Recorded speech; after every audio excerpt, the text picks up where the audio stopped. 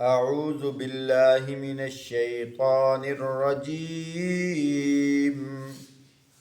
بسم اللہ الرحمن الرحیم براءۃ من اللہ ورسولہ الی الذین عاہدتم من المشرکین فسیحوا فی الارض۔ فرمایا اعلان برات یعنی بے تعلقی ہے اللہ اور اس کے رسول کی طرف سے ان مشرکین کو جن سے تم نے معاہدے کیے تھے۔ اربعۃ اشہر واعلموا انکم غیر معجز اللہ وان اللہ مخزی الکافرین۔ پس تم لوگ ملک میں 4 مہینے چل پھر لو، جان رکھو کہ تم اللہ کو عاجز کرنے والے نہیں ہو، اور یہ کہ اللہ منکرین حق کو رسوا کرنے والے ہیں۔ وَأَذَانٌ مِّنَ اللَّهِ وَرَسُولِهِ إِلَى النَّاسِ يَوْمَ الْحَجِّ الْأَكْبَرِ أَنَّ اللَّهَ بَرِيءٌ مِّنَ الْمُشْرِكِينَ وَرَسُولُهُ فَإِن تُبْتُمْ فَهُوَ خَيْرٌ لَّكُمْ وَإِن تَوَلَّيْتُمْ فَاعْلَمُوا أَنَّكُمْ غَيْرُ مُعْجِزِ اللَّهِ وَبَشِّرِ الَّذِينَ كَفَرُوا بِعَذَابٍ أَلِيمٍ۔ اور اطلاع عام ہے اللہ اور اس کے رسول کی طرف سے حج اکبر کے دن تمام لوگوں کے لیے اللہ مشرکین سے بری و ذمہ ہے اور اس کا رسول بھی۔ اب اگر تم لوگ توبہ کر لو تمہارے ہی لیے بہتر ہے، اور جو منہ پھیرتے ہو خوب سمجھ لو کہ تم اللہ کو عاجز کرنے والے نہیں ہو۔ إِلَّا الَّذِينَ عَاهَدتُّم مِّنَ الْمُشْرِكِينَ ثُمَّ لَمْ يَنقُصُوكُمْ شَيْئًا وَلَمْ يُظَاهِرُوا عَلَيْكُمْ أَحَدًا فَأَتِمُّوا إِلَيْهِمْ عَهْدَهُمْ إِلَى مُدَّتِهِمْ إِنَّ اللَّهَ يُحِبُّ الْمُتَّقِينَ۔ سوائے ان مشرکین کے جن سے تم نے معاہدے کیے، پھر انہوں نے اپنے عہد کو پورا کرنے میں تمہارے ساتھ کوئی کمی نہیں کی، نہ تمہارے خلاف کسی کی مدد کی، تو ایسے لوگوں کے ساتھ تم بھی مدت معاہدہ تک وفا کرو۔ یقیناً اللہ نافرمانی سے بچنے والوں کو ہی پسند فرماتے ہیں۔ فَإِذَا انْسَلَخَ الْأَشْهُرُ الْحُرُمُ فَاقْتُلُوا الْمُشْرِكِينَ حَيْثُ وَجَدتُّمُوهُمْ وَخُذُوهُمْ وَاحْصُرُوهُمْ وَاقْعُدُوا لَهُمْ كُلَّ مَرْصَدٍ فَإِن تَابُوا وَأَقَامُوا الصَّلَاةَ وَآتَوُا الزَّكَاةَ فَخَلُّوا سَبِيلَهُمْ إِنَّ اللَّهَ غَفُورٌ رَّحِيمٌ۔ فرمایا پس جب حرام مہینے گزر جائیں تو مشرکین کو قتل کرو جہاں پاؤ، اور انہیں پکڑو اور گھیرو، اور ہر گھات میں ان کی خبر لینے کے لیے بیٹھو۔ پھر اگر وہ توبہ کر لیں اور نماز قائم کریں، زکوٰۃ دیں تو انہیں چھوڑ دو۔ اللہ درگزر فرمانے والا اور رحم فرمانے والا ہے۔ محترم سامعین، اس سورت کا نام سورت برات بھی ہے اور سورت توبہ بھی ہے۔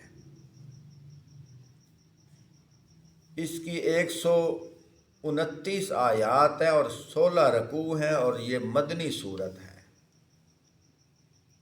کوشش کروں گا ٹائم مختصر لگاؤں، بہت ضروری باتیں ہیں وہ گوش گزار کرنا چاہتا ہوں۔ سورت برات کے متعلق یعنی سورت توبہ کے متعلق کچھ اقوال ہیں۔ قرآن پاک کے اندر 114 صورتیں ہیں۔ اللہ پاک قرآن میں فرماتے ہیں فَإِذَا قَرَأْتَ الْقُرْآنَ فَاسْتَعِذْ بِاللَّهِ مِنَ الشَّيْطَانِ الرَّجِيمِ۔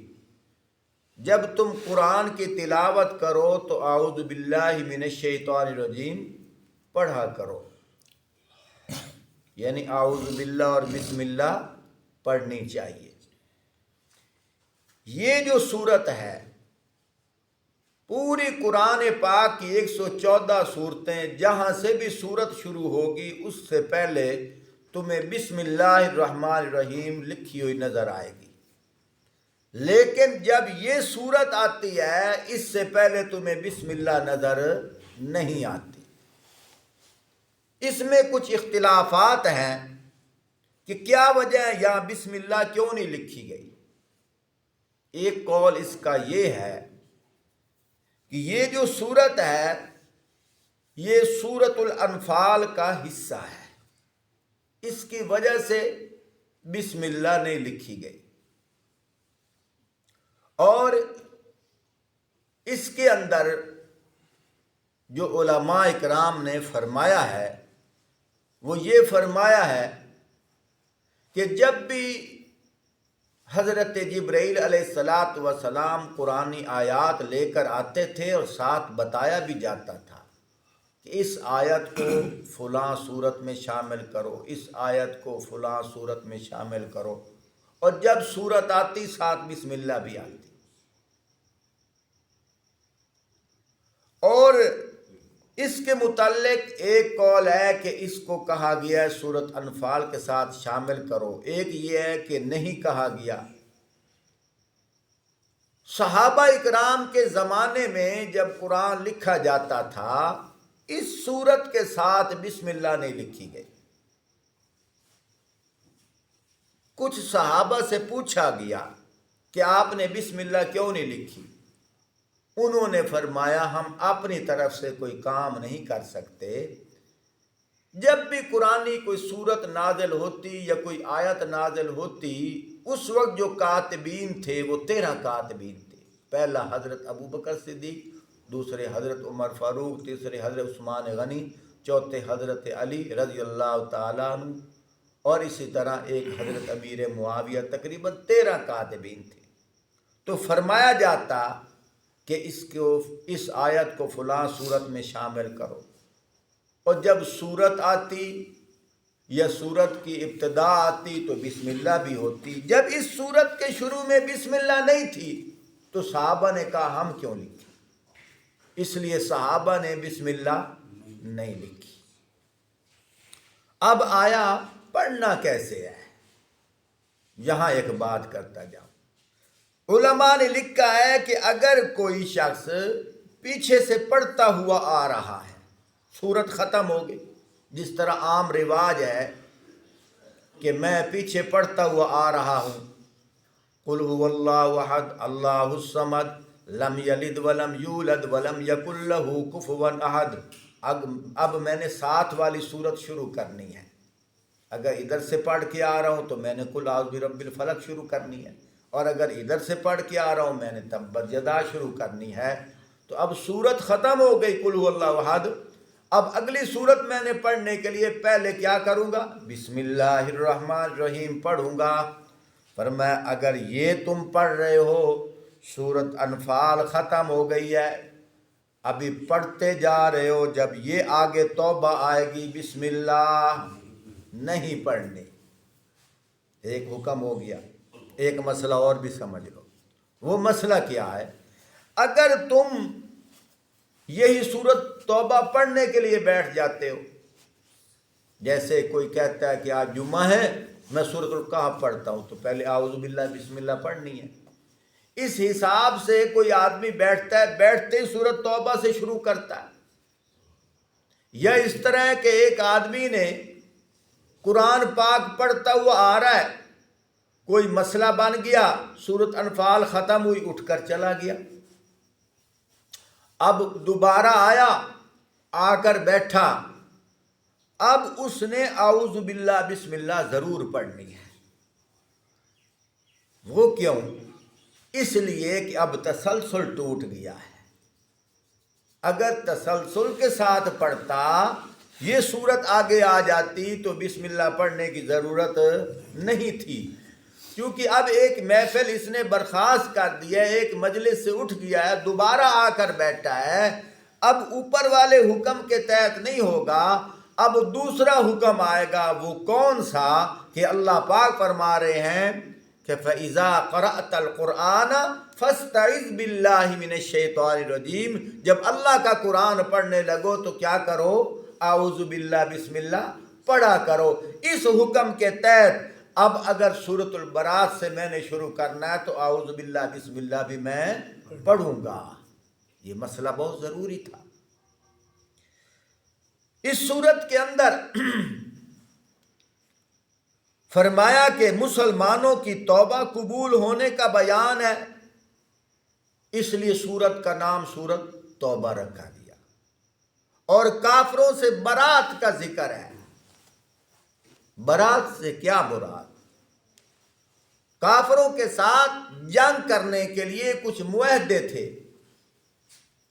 اور اس سورت کے اندر اللہ پاک نے وہ معاہدے ختم کرنے کا اعلان فرمایا ہے، اور واضح طور پہ فرمایا ہے اب اگر تمہیں ملے تو ان کے 2 ٹکڑے کر دو، یعنی قتل کر دو، معاہدے اب دوبارہ نہیں کرنے۔ اس لیے کافروں سے معاہدے ختم کرنے کا حکم آیا، اس لیے سورت کو برات کہتے ہیں، اور مسلمانوں کی توبہ کا حکم آیا، اس لیے سورت توبہ کہا جاتا ہے۔ برات سے کیا مراد ہے؟ کافروں سے کیسے برات ہوئی؟ برات یہ ہے، آپ صلی اللہ علیہ وآلہ وسلم نے ہجرت کے بعد اگلے سال 2 ہجری غزوہ بدر مکہ کے مشرکین کے ساتھ جنگ لڑی گئی، پھر 3 ہجری غزوہ احد پھر مکہ کے مشرکین کے ساتھ جنگ لڑی گئی، پھر اس کے بعد 3 سال بعد یعنی 6 ہجری آپ صلی اللہ علیہ وآلہ وسلم آرام فرما رہے تھے، خواب کے اندر اللہ پاک نے نقشہ دکھایا کہ ہم خانہ کعبہ کا طواف کر رہے ہیں۔ صحابہ سے فرمایا گو مشرکین کے ساتھ ہماری مخالفت ہے، لیکن جو نبی کو خواب نظر آتا ہے وہ اللہ کی وحی ہوتی ہے۔ جیسا کہ حضرت ابراہیم علیہ السلام نے خواب کے اندر دیکھا تھا، میں اپنے بیٹے کی گردن پہ چھری چلا رہا ہوں، تو عملی طور پر کھڑے ہو گئے۔ اسی طرح آپ صلی اللہ علیہ وآلہ وسلم نے صحابہ سے فرمایا، صحابہ بھی عملی طور پر چل پڑے۔ مقام حدیبیہ ایک جگہ ہے، اس جگہ کافروں نے کہا کہ ہم آپ کو نہیں آنے دیں گے۔ پھر انہوں نے کچھ شرطیں رکھی، اس سال آپ چلے جائیں، اگلے سال آئیں اور 3 دن یہاں ٹھہریں، آپ طواف بھی کر سکتے ہیں، عمرہ بھی کر سکتے ہیں، لیکن ہماری کچھ شرطیں ہیں۔ انہوں نے شرطیں رکھی۔ جب شرطیں طے ہو رہی تھی، اس کو کہتے ہیں صلح حدیبیہ، یعنی کافروں سے صلح ہو رہی ہے۔ شرطیں بہت ساری ہیں، جن میں ایک شرط یہ ہے کہ مکہ کے اندر جتنے قبیلے رہتے تھے ان میں جو صلح ہو رہی تھی وہ قریش کے ساتھ ہو رہی تھی، اور یہ اعلان عام ہو گیا تھا باقی جتنے قبیلے مکے میں رہتے ہیں وہ قریش کے ساتھ یا آپ صلی اللہ علیہ وآلہ وسلم کے ساتھ، جس کے ساتھ شامل ہونا چاہے وہ ہو سکتا ہے۔ ایک قبیلہ تھا، اس کو بنی خزاعہ کہتے ہیں، وہ آپ صلی اللہ علیہ وآلہ وسلم کے ساتھ شامل ہو گیا، رہتے مکے میں تھے لیکن شامل آپ صلی اللہ علیہ وسلم کے ساتھ ہو گئے۔ اسی طرح ایک قبیلہ تھا جس کو بنی بکر کہا جاتا ہے، وہ قریش کے ساتھ شامل ہو گیا، معاہدہ ہو گیا، اور کہا گیا اگر بنی بکر میں سے بنی خزاعہ کے لوگوں کو کوئی مارے گا یا مسلمانوں کو نقصان پہنچائے گا تو معاہدہ ختم ہو جائے گا، یعنی کہ امان ایسے ہی ہوگی جیسے امان مسلمانوں کے ساتھ ہے ایسے ہی امان بنی خزاع کے ساتھ ہے، اور مسلمانوں نے ایسے ہی امن رکھنا ہے۔ جس طرح قریش کو کچھ نہیں کہنا، اسی طرح بنی بکر کے لوگوں کو بھی کچھ نہیں کہنا، جہاں مرضی چلیں گھومیں۔ معاہدہ ہو گیا۔ یہ 6 ہجری کا سال تھا۔ اگلے سال آپ صلی اللہ علیہ وآلہ وسلم صحابہ کے ساتھ آئے، عمرہ کیا، 3 دن رہے، یہ واپس چلے گئے۔ جب واپس چلے گئے، آپ صلی اللہ علیہ وآلہ وسلم کو اطلاع ملی، وہ جو آپ کے ساتھی تھے نا، جو آپ کے ساتھ شامل ہوئے تھے، بنی خزاع کے لوگ، بنی بکر کے لوگوں نے ان پر تشدد کیا ہے۔ آپ صلی اللہ علیہ وسلم نے فرمایا اچھا، پھر انہوں نے معاہدہ تو توڑ دیا، انہوں نے تو معاہدہ کیا تھا ہمارے ساتھ، معاہدہ توڑ دیا، چلو بھائی جنگ کے لیے تیار ہو جاؤ۔ اب صحابہ تیاری میں مصروف ہیں۔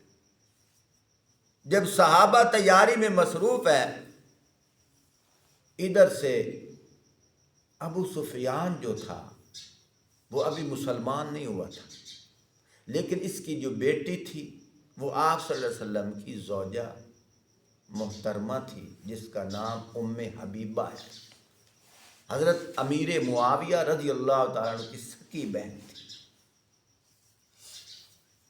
اس بہانے سے کہ میری رشتہ داری ہے، صلح کرانے کے لیے آئے، بہت کوشش کی، لیکن فرمایا گیا انہوں نے معاہدہ توڑا ہے، اب ہم ان سے جنگ کریں گے۔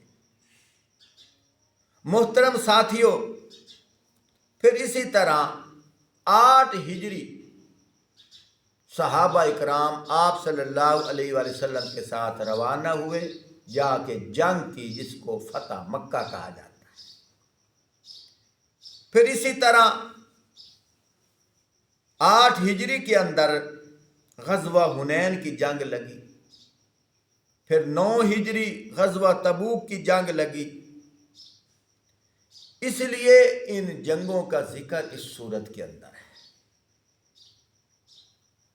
اور پھر اس کے بعد 9 ہجری اب مکمل طور پر مکہ جو ہے وہ مسلمانوں کے قبضے میں تھا، مدینہ تو ویسے ہی تھا۔ جب یہ صورت نازل ہوئی، اس کے اندر احکامات آئے، اللہ پاک ارشاد فرما رہے ہیں کہ مشرکین کو، یہود و نصارہ کو جزیرہ عرب سے نکال دو۔ آپ صلی اللہ علیہ وسلم نے حضرت ابو بکر صدیق اور حضرت علی رضی اللہ تعالی عنہما ان کو 9 ہجری مکہ مکرمہ روانہ فرمایا، اور فرمایا کہ اب ہمارے معاہدے ختم ہو گئے ہیں، تم یہاں سے نکل جاؤ۔ اللہ پاک یہاں ایک اور ذکر فرما رہے، کیونکہ پہلے دستور یہ تھا ذیقعدہ، ذوالحج اور محرم اور اسی طرح رجب، یہ 4 مہینے جو ہے اس کے اندر جنگ کو حرام کہتے تھے، کیونکہ وہ ایام تھے۔ اس لیے فرمایا گیا یہ ایام گزرنے کی ہم انتظار کر رہے ہیں، اس کے بعد ہم تم سے جنگ کریں گے۔ بہتر یہ ہے کہ ہمارا علاقہ جزیرہ عرب خالی کر دو، تم جب بھی ہمارے ساتھ معاہدے کرتے ہو معاہدے توڑ دیتے ہو۔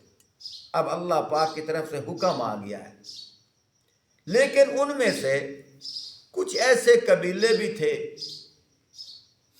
جن کے ساتھ معاہدے برقرار تھے، یعنی 6 مہینے باقی تھے، تو اللہ پاک یہاں وہ بھی ذکر فرما رہے ہیں۔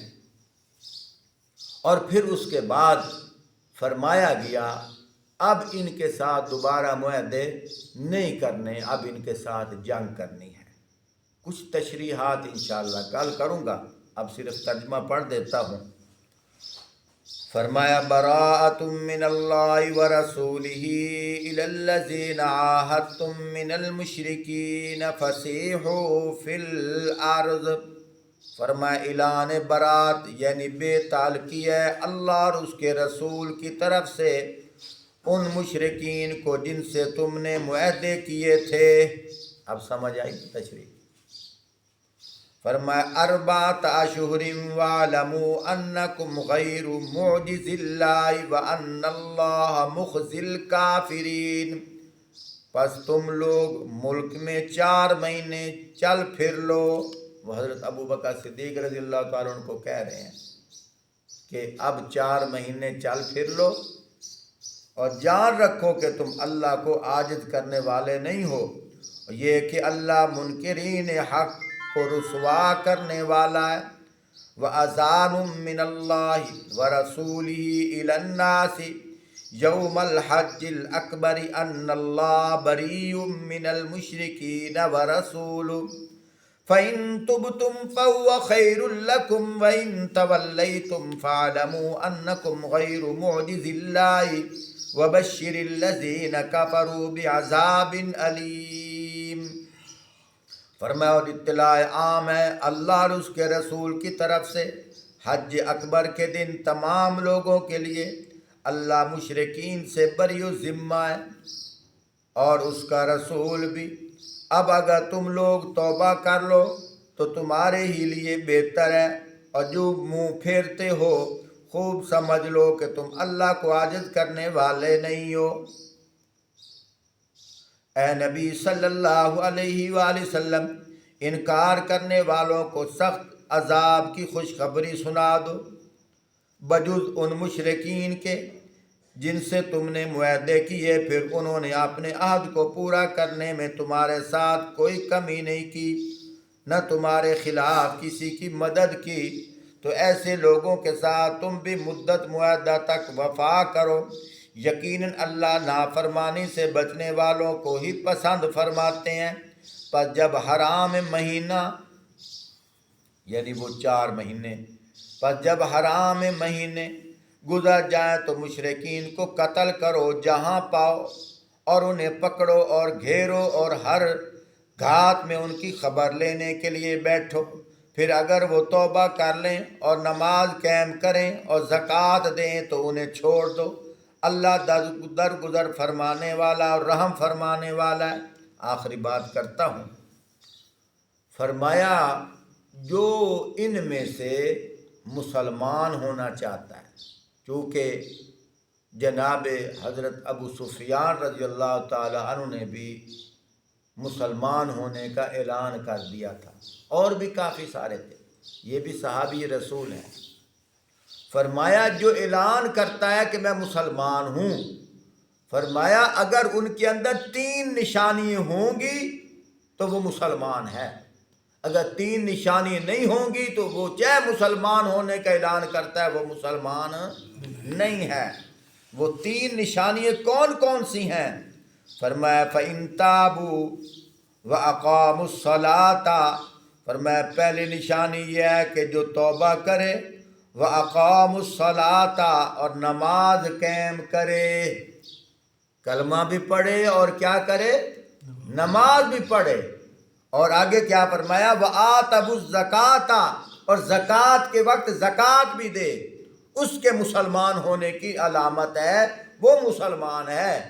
اگر جس کے اندر یہ نشانیاں نہیں ہیں، چاہے وہ کفر سے اسلام کی طرف آ گیا ہے، شرک چھوڑ گیا ہے، پھر بھی مسلمان نہیں ہے۔ آج ہم اپنی کیفیت دیکھیں، ہم بھی نام کے مسلمان ہیں، یہ علامتیں ہمارے اندر بھی نہیں۔ پہلی نشانی کیا ہے؟ توبہ کرنا، اور دوسری نشانی کیا ہے؟ نماز قائم کرنا، تیسری نشانی کیا ہے؟ زکوٰۃ دینا۔ تو اگر کسی کے ایمان کی حلاوت کو دیکھنا چاہیے تو وہ اپنے اندر یہ چیزیں دیکھے، اگر یہ چیزیں ہیں تو ہم ایمان والے ہیں، اگر یہ چیزیں نہیں ہیں تو ہم نام کے مسلمان ہیں، ایمان ہمارے اندر۔ اللہ ہمیں سمجھنے کی توفیق عطا